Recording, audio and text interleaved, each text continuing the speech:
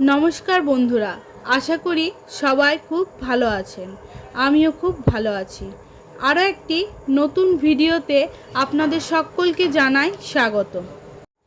আজ আমি আপনাদের জন্য নতুন একটি আর্ট ভিডিও করতে চলেছি। তবে এই আর্ট ভিডিওটি একটু অন্যরকম। এটি হচ্ছে ইলিউশন আর্ট বা দৃষ্টিবিভ্রম শিল্প বা মায়াজাল শিল্প।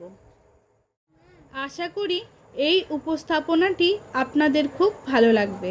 ভিডিওটি পুরো দেখার অনুরোধ রইল। প্রথমেই বলি ইলিউশন আর্ট কী।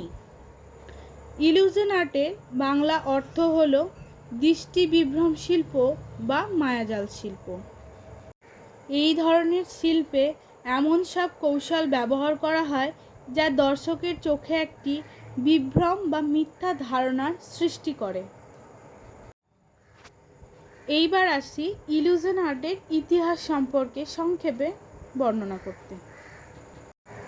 ইলিউশন আর্ট বা অপটিক্যাল ইলিউশন আর্টের ইতিহাস মূলত 1950 থেকে 1960-এর দশকে অপ আর্ট আন্দোলনের সাথে শুরু হয়, যেখানে শিল্পী যেমন ব্রিজেট রিলে, ভিক্টর ভাসারেলি এবং জোসেফ অ্যালবার্টস জ্যামিতিক আকার ও রঙের মাধ্যমে গভীরতা এবং গতিময়তার বিভ্রম তৈরি করতেন। তবে অপটিক্যাল বা চক্ষুষ বিভ্রমের ধারণা অনেক পুরনো, যা দৃষ্টির সীমাবদ্ধতা এবং উপলব্ধির ভুল থেকে উদ্ভূত হয়।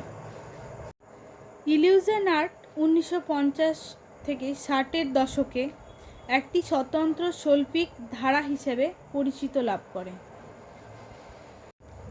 বর্তমানে ইলিউশন আর্টের অবস্থা।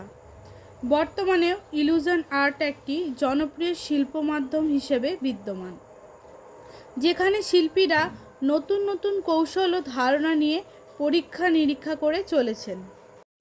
এই শিল্প শুধুমাত্র শিল্পের মধ্যেই সীমাবদ্ধ নেই, বরং গ্রাফিক্স, ডিজিটাল ডিজাইনিং এবং ফ্যাশনের মতো বিভিন্ন ক্ষেত্রেও এর প্রভাব দেখা যায়। ইলিউশন আর্ট নিয়ে আরও অনেক তথ্য আছে, তবে সব তথ্য একটি ভিডিওতে দেওয়া সম্ভব নয়, তাই এই ভিডিওটি এখানেই শেষ করলাম।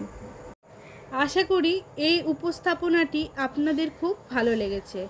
ভিডিওটি ভালো লাগলে লাইক করবেন, কমেন্টে নিজের মতামত জানাবেন এবং অবশ্যই আপনজনের সঙ্গে শেয়ার করবেন এবং আমার চ্যানেলটি সাবস্ক্রাইব করতে ভুলবেন না, যাতে আমি এই রকম আরও ভিডিও বানানোর উৎসাহ পাই।